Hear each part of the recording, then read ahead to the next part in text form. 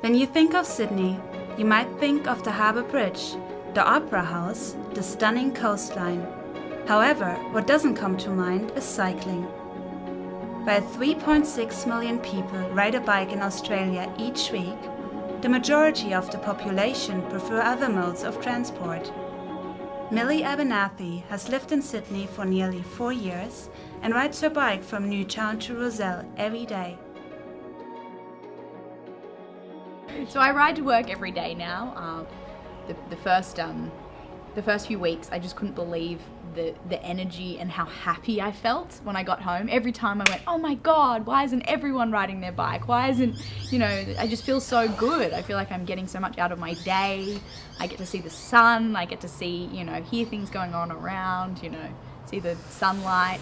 It's such a good way to work and live in Sydney. For the month of October, the Sydney Rides Festival is jam-packed with events to encourage people to get outside and explore Sydney by bike, aiming to raise awareness of the importance of cycling for health, environmental and economic reasons.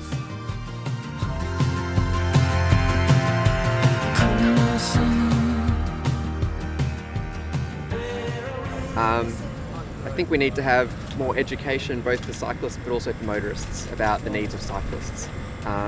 For a long time in Australia, cycling as a form of transport hasn't been a very normal thing to do, and so most motorists aren't used to having cyclists around them. But ultimately, the numbers will come as numbers swell. There's safety in numbers, and the more people know someone that's riding a bike, the more people know that their wife or their child or their father is riding a bike. It just becomes a normal way for people to get around, and so I think that's already started actually in Sydney over the last 5 years. We've seen a really big increase, and so I think it's just a matter of continuing to see that growth that's going to come naturally.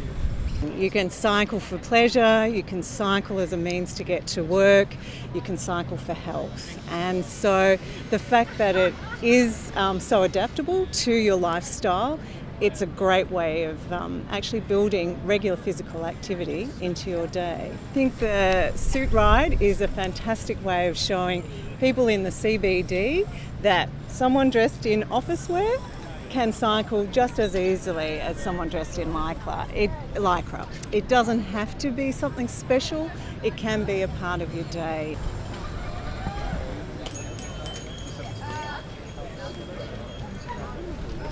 Yeah, so there was a recent study. Jen, do you want to elaborate on at that? UTS, which was funded by Sydney Cycleways and also the Heart Foundation, which found that cyclists were twice as happy than other commuters. So compared to walkers even, compared to people who drive.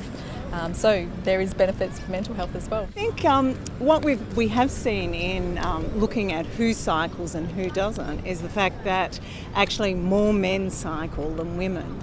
Now we know that when we look at risk factors for heart disease, physical inactivity is a major risk factor for women. We're very good at looking at our diets. We're not so good at looking at ways in which to be more physically active. So the Heart Foundation is really driving a campaign to encourage more women to cycle.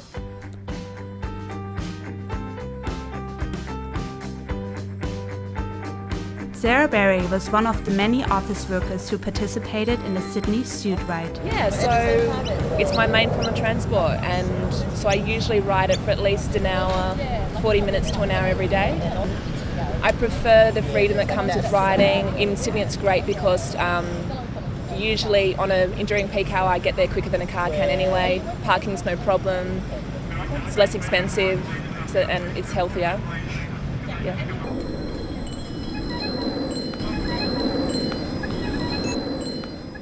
What we know from our research is that the majority of the population, about 60% of the population who don't ride now but are interested, would ride if they were separated from traffic. So the key to people feeling comfortable and wanting to actually ride and going and doing it is separating people from traffic. So that's our priority, building separated cycleways wherever we can. So far we've got about 12.5 kilometres of separated cycleway, a little bit here on Campbell Street. We rode on Liverpool Street, Castlereagh Street, Kent Street and King Street today. They've all got some separated cycleway. It's part of our Sustainable Sydney 2030 goals. One of them is to be a city for walking and cycling. Just because the benefits for the livability of the city are really clear. The benefits are economic benefits as well. By being a livable city, you make it a city that's attractive for international businesses to have their headquarters or have an office. And so if we want to be an internationally competitive city, for that reason too, we need to provide a high quality of life, and that includes being able to get around without being stuck in a car. Safety is the main concern for Sydney cyclists, and 84% of non-regular cyclists claim that they would be willing to consider riding a bike if dedicated bicycle lanes were more available. Aggression from drivers is very apparent in Sydney. It can be quite extreme sometimes. Even, sometimes you're like, okay, understandable, I might be going slower than you want, but sometimes it's so completely unreasonable. So for drivers, obviously, they're getting pretty antsy with you being in the way, being slow, being, trouble. But also there's not much education for either cyclists or drivers or even pedestrians about what cyclists are allowed to do. When your cycleway is a part of a car park, really, it makes it almost impossible to not be scared riding. As soon as you're on the road, you're in trouble, cars get angry at you, but you ride right next to the car doors where your lane is, and you've got that worry. So I do feel quite unsafe in Sydney riding. Obviously, it's just not a city that's well designed for bikeways and cyclists. So I have chosen to wear a vest while riding my bike. It's a bit of a safety measure. My dad actually bought it for me because his sister, my aunt actually got hit by a car riding across the US and she died. So I've kind of thought safety comes first. I don't feel very cool in it. Everyone at my work seems to think I look like a bus driver, but it's a safety measure. I don't have a car around me to protect me, so a vest is kind of the best thing I can do to help.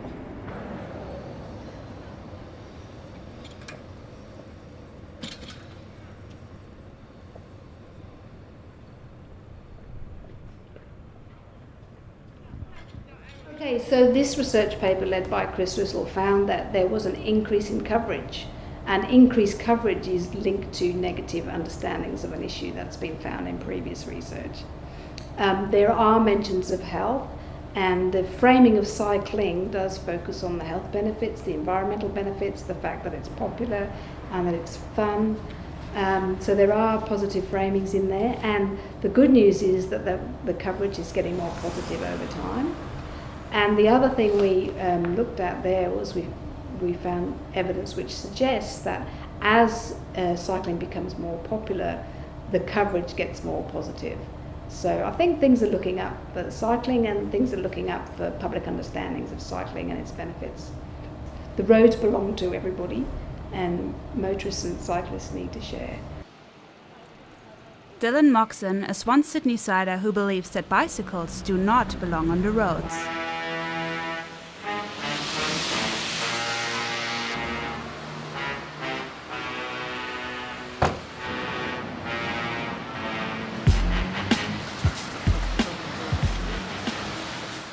I just prefer having a car because, one, it's safer as well, and the roads are made for cars as well, not cyclists.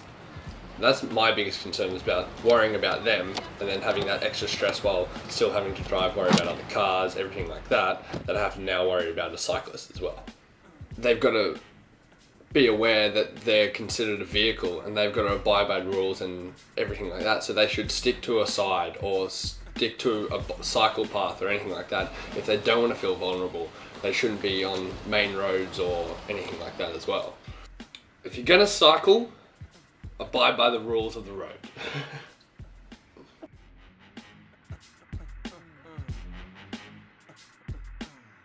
It just frustrates me. Anytime I see one, they just frustrate me. Like this guy, he's swerving all over the road, on the pedestrian path. Look at this guy, he's not even wearing a helmet. With more separated cycleways now than ever before, Millie Abernathy argues that the main problem for Sydney's cycling growth remains in the public's attitude. I think the education about cyclists are a whole different ballgame. You're not a driver, you're not in a car, and you're also not a pedestrian. There is both mixed rules. You're allowed to ride on the footpath sometimes. You're allowed to ride on the road. You know, it's a mixed bag. You can't really say a cyclist should follow all the road rules or vice versa. And that there is cyclists and they're allowed to be there, and you just have to watch out. Everyone's allowed to use the road. It's there for both of us. So